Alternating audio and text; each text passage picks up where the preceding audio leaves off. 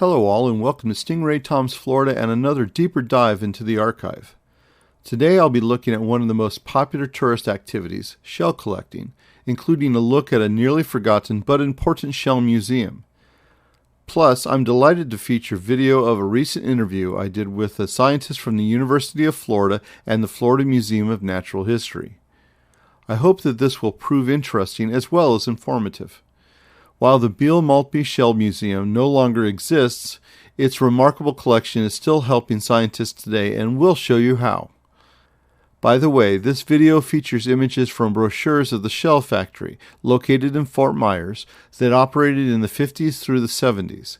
At the time, it was one of the largest shell stores in the state.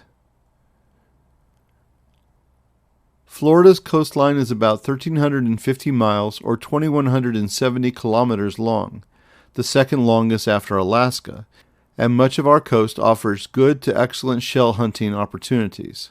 The range of beaches from Pensacola around to the St. Petersburg area, down to Naples, along the Keys, and north through Miami to the Jacksonville area provide quite a lot of variety, with hundreds if not thousands of different species of shells regularly being deposited in the tidal zone. Shell collecting, also known as conchology, is one of the first activities humans practiced in Florida. Early indigenous people moved into the peninsula and took up residence along its coastline at least 14,000 years ago. We know from archaeological evidence that a large part of their diet was comprised of mollusks, such as clams and oysters. We also see evidence of the shells being fashioned into tools and jewelry. So the classic image of a beachcomber on Sanibel Island has a tradition that goes back to a time long before even agriculture had been developed anywhere in the world. In the modern tourism era, looking for shells on Florida's beaches has been as popular as the beaches themselves. Florida's coastline was an important tourist destination early on, and it's inevitable that collecting shells would be popular to both young and old alike. Not surprisingly, shells became big business in Florida as well. Those vacationers who didn't invest the time shell collecting in the wild could drop by any gift shop in the state and purchase shells that were available regularly on the beach, as well as the types that almost never washed up on shore.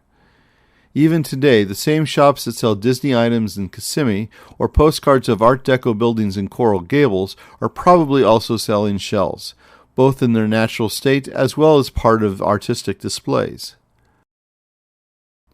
There's even a few shops dedicated to shells dotted around the state. Dr. James Hartley Beal was born in 1861, shortly after the start of the Civil War. Hailing from Ohio, Beal would be educated at the University of Michigan, and he received a law degree from the Cincinnati Law School. He would go on to found the School of Pharmacy at Rollins College in Ohio, act as its president, and be a professor. The pharmacy school would later merge with what would become the University of Pittsburgh School of Pharmacy. From 1910 to 1940, he was chairman of the board of the U.S. Pharmacopoeia, an independent, scientific, non-profit organization focused on building trust in the supply of safe, quality medicines. It's said that Beal collected his first shell at the age of 26 when he visited Key West on a sailboat trip around the Keys. That visit would start him on the path to becoming one of the world's most active shell collectors. For over 50 years, he would amass what at the time might have been the largest private collection of shells in the world. He collected in two ways. He would regularly visit beaches throughout Florida and on trips around the world, but he also purchased other collections. At the time of his death in 1945 at the age of 83, it's believed that he had at least 70,000 shells, though the number could have been quite larger considering so many shells are tiny. In the late 1930s, Beal would initiate a conversation with Rollins College in Winter Park about donating his massive collection to the well-respected private institution. At the time, Rollins was on its way to becoming a significant liberal arts college. Beal's close friend, Birdsey Lucius Maltby, would also become involved in the conversation, as he would end up donating the funds for the building and its development as a public museum and research facility. Maltby was born in 1864 in western New York near Buffalo. He would retire to Altamont Springs, where he would die in 1942. As a teen, Maltbie worked in a drugstore and became a graduate of the Albany College of Pharmacy in 1885. In 1888, he began to manufacture pharmaceuticals, eventually forming a partnership with his brother, Ralph Hudson Maltbie. In 1906, the business was incorporated as the Maltbie Chemical Company and was located in Newark, New Jersey. It made a wide variety of pharmaceutical pills, salves, tinctures, and lotions in the early years of the development of modern medicine. Maltbie was the company's first chairman. In 1915, he was elected president of the American Association of Pharmaceutical Chemists, so it's not surprising that he and Beal would know each other. Known today as the Beal-Maltbie Center, the building that once housed Beal's collection still stands on the Rollins campus. It was designed by respected Winter Park architect Harold Hare and constructed by H.C. Cohn for the sum of $9,864. It was dedicated in 1940, and it's a one-story building with a 35 by 65 foot or 11 by 20 meter exhibition room. The building is about 3,340 square feet or 310 square meters in size. As of 2021, the building houses the Rollins Department of Environmental Studies. For more than 40 years, the exhibition room was filled with display cabinets with a large selection of Beal's collection. At a glance, visitors could view a cross-section of the huge variety of mollusk shells from around the world. Perhaps it's not unusual for colleges to have museums, but this was one of the largest collections of shells in the world. While students found the collection useful for research, its value to the school as an attraction was just as important. Winter Park has never really been a tourist destination, but it was a significant destination for snowbirds who would winter in their estates on the several lakes in the area. In fact, the one other attraction that called Winter Park home at the time was the scenic boat tour, an attraction that continues to operate today. Rollins stayed a small college.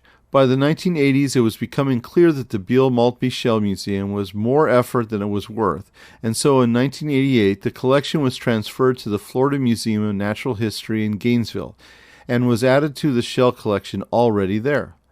Upon learning that tidbit of information, it was clear where I needed to go to follow the rest of the story of Beal-Maltbie. Luckily, my friend Katie and I were able to visit with John Slapcinsky, the Invertebrate Zoology Collection Manager at the Florida Museum, and actually see specimens from the Beal Museum in the now much larger collection.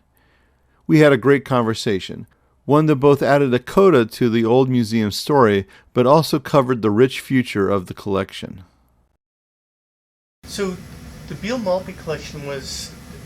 I wish I had seen it. It must have been really fantastic. It had 10,000 different species by some estimates and a couple of million specimens from all over the planet. So it was a really diverse, neat collection. And it's important for a number of different reasons. It has a lot of older material. So the nucleus of the collection was collected by James Beal, who was a pharmacist who ended up settling in Fort Walton, Florida. And when he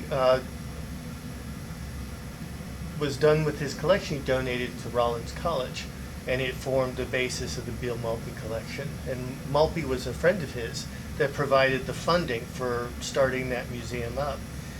So older collections are really nice because you can look at so a lot of dating is done, timing when how old a specimen is done using carbon-14, and after the first atomic bombs, the carbon-14 levels in the environment went way out of whack. And so people tend to look at older specimens, pre-bomb, as a way of calibrating timing for other projects that they're doing. So that's one really important part of having an older collection like this. Another is, I think this one's nicer. So when species are named, the person who names the species and describes it will set aside what's called a holotype. It's basically an exemplar of the species that they are describing. So that, say, 60 years after the fact... Herpetology, can you please open the door for Elizabeth? Thank you. Snake people. So this is a holotype.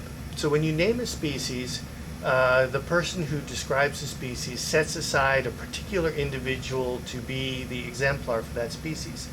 And this type specimen was from the Beal-Maltbie collection. And I now can, look back at this specimen 50, 60 years after it was named and know exactly what they were looking at when they named the species. It's a really important thing to have, and they're very important parts of museum collections.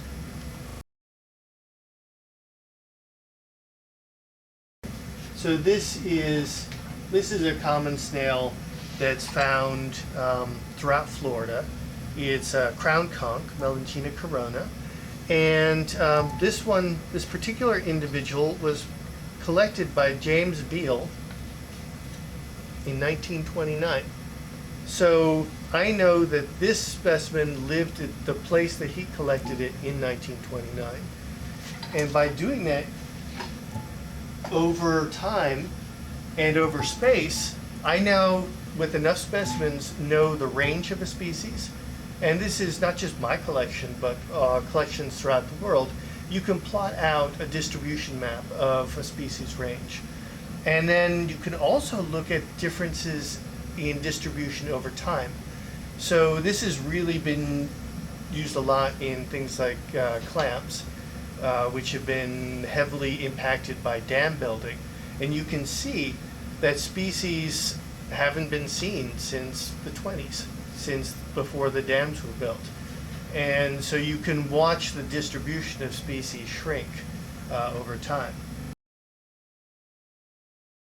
In this next segment, John discusses the importance of museum collections. So museum collections are really important to look at diversity.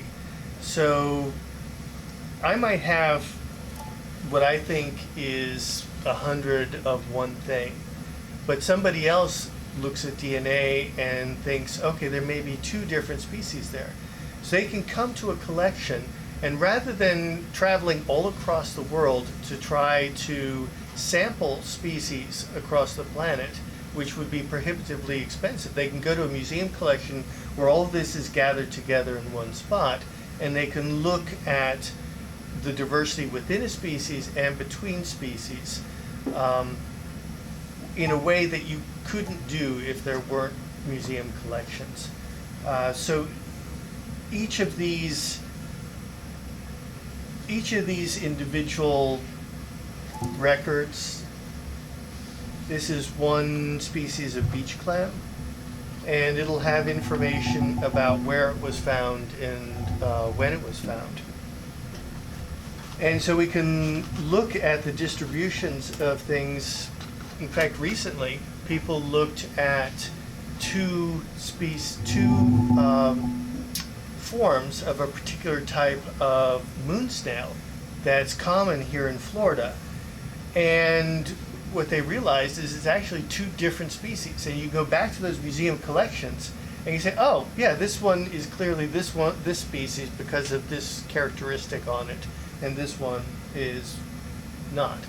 And in that way, we now know that of these 2 moon snails, one of them is primarily found in the Gulf, and the other one is primarily found along the eastern coastal plain.